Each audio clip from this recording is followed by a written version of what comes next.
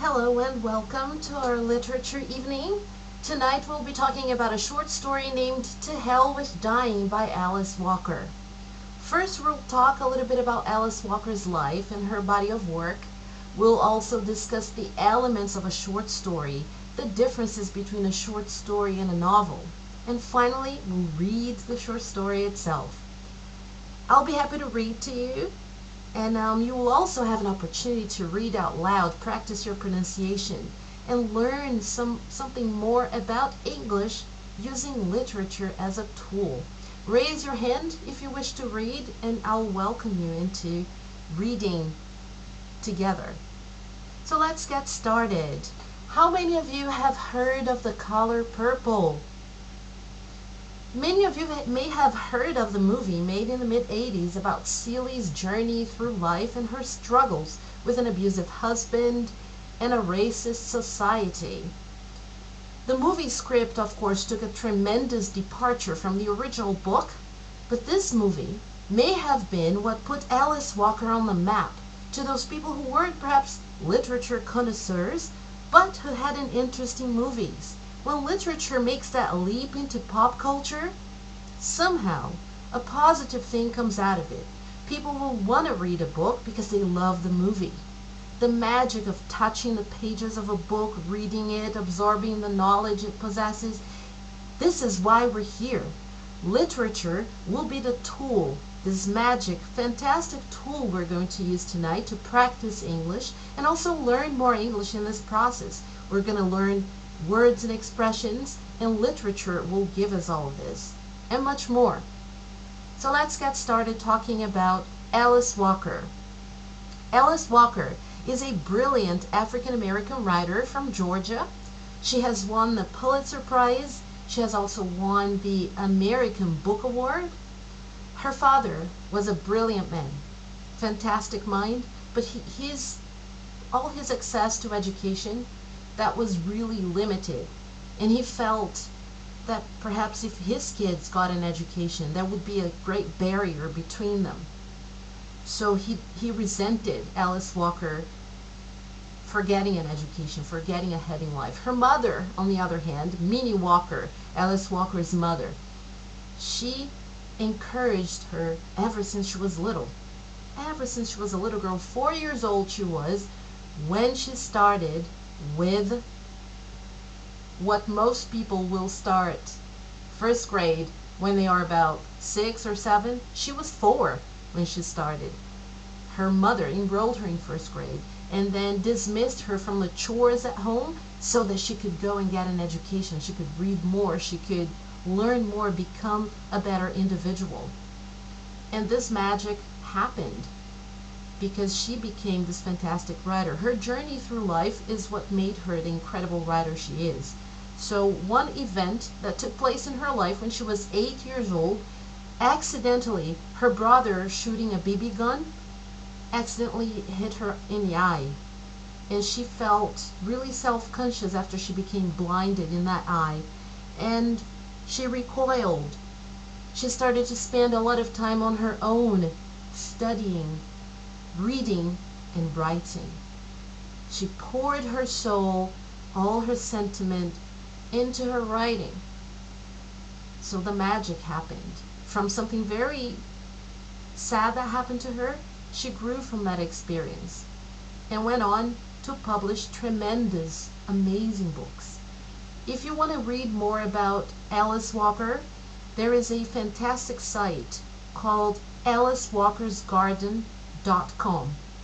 On this website you will find all the information about Alice Walker, because today we're just going to learn a little bit about her, of course, but what we're doing here today, which is an incredible experience for everybody who has joined, what we're going to do is we're going to use literature as a tool to improve our language skills and to learn new language skills.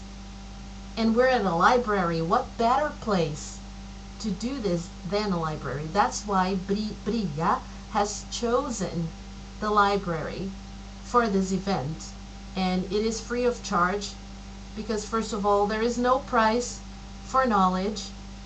So today this initiation process into your journey in learning through literature, learning languages through literature starts here today in this library. And who knows what we may do with this in the future. But today, this beginning of your journey, it's priceless. There is no price for it.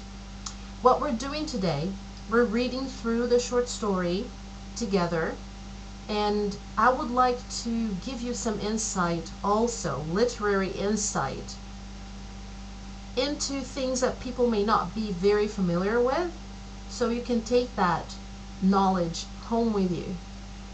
But the focus, you don't really need to memorize all this stuff today and be too worried about, oh, I need to know what an omniscient narrator is. I need to know what kind of metaphor this is or that is. I'm teaching you this. You can learn from it, but you can focus on the themes that will arise throughout reading this short story. We'll be having a chance later on tonight to discuss the themes. We'll talk about the different aspects in the short story, and you'll be able to voice your opinion. And also we'll discuss some of the characters. We'll discuss the settings. Very simple stuff that we can all do. And of course I'll give you additional information. So let's get started. I am going to start reading, and if anybody would like to read as well, I'll be reading and looking at you guys, and if anybody would like to read, feel free to raise your hand, and I'll be stopping, of course, at certain points, and I'll be making notes throughout the various aspects of, for instance, if there is a paragraph that has a peculiar idiomatic expression that I would like to teach you, we'll stop, we'll talk about that, you can make notes of that, and then we can continue.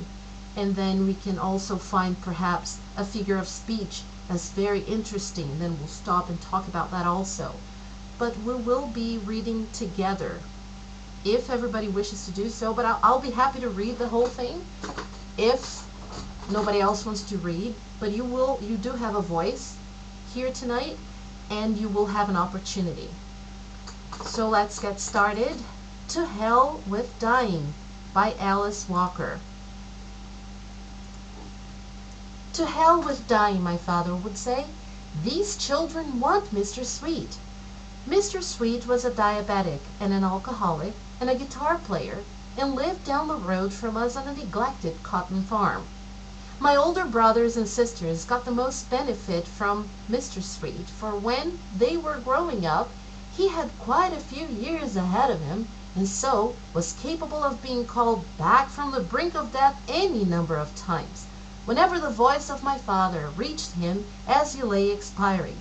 To hell with dying, my father would say, pushing the wife away from the bedside in tears, although she knew the death was not necessarily the last one unless Mr. Sweet really wanted it to be.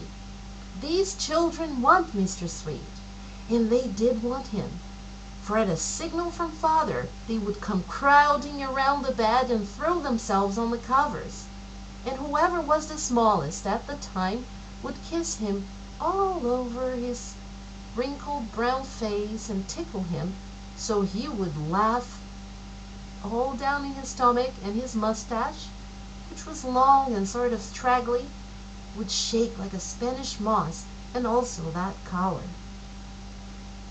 Mr. Sweet had been ambitious as a boy, wanted to be a doctor or a lawyer or a sailor, only to find that black men fare better if they're not. So here, at this very beginning of the story, we're starting to feel who the characters are. We're starting to get a notion of what the focal point here is. And this is the difference between a novel and a short story. A novel, as many of you will know if you have read novels before, a novel has a variety of subplots, many different stories that connect into one big thing. What happens with a novel is that there isn't only one focal point. There is, of course, a protagonist, and this is a good word to learn, protagonist. At this point, I would be holding a sign with a flashcard saying protagonist. The protagonist is the main character of a short story or a novel. So here is a similarity between a short story and a novel. They can both have a protagonist. But the difference, the main difference, is that a short story has one focal point. You have an introduction, which is what we're seeing here. We know all about Mr. Sweet now.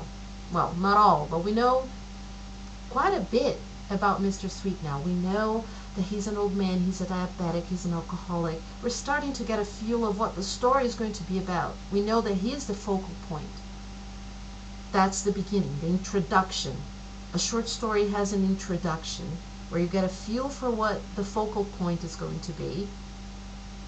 And then at some point of the story, there is a build-up, an activating circumstance. An activating circumstance, or a climax, which is something that happens in that story that makes everybody go, wow, what's going to happen now? It's the peak of it all. After that, all these events start to unravel towards a closure. And then we're done with our short story. We've had an introduction. We learned what was going to happen. We learned a little bit about the characters. We know what the focal point is. There is an activating circumstance. And then the stories unravel. And we get to the end, which can be a closure for some. And for others, there are short stories in which that very ending opens up a series of avenues where you can use your imagination to think, oh, maybe this happened, maybe that happened. There is a short story by F. Scott Fitzgerald, which we can maybe in the future explore on a night like this. It's called The Curious Case of Benjamin Button. In this short story, I'm not going to give away the end, but I'll tell you this.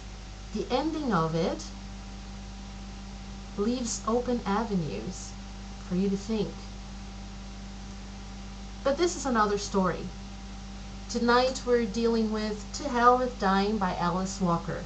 So just to recapitulate a little bit, we have the short story with an introduction where we get who the characters are, what's happening, and then an activating circumstance or a climax of the story. Then that story starts to unravel towards a closure, which happens in 3 instances, basically. That's a short story. One focal point, and it's very definite. The elements are very definite and very well established. Whereas in a novel, you can have chapters and chapters and chapters with different stories, and you can have lots of different focal points. They will all perhaps join together, connect into something, and I'm not going to say that that focal point is not there, that there isn't one, but the difference, the main difference, is all these subplots. Lots of subplots in a novel. In a short story has one plot, one main aspect that's going to be observed throughout the story. Let's move along. Would anybody like to read at this point? Just raise your hand, or I can continue reading, but I will stop you so that we can discuss some of the aspects of this short story, To Hell with Dying.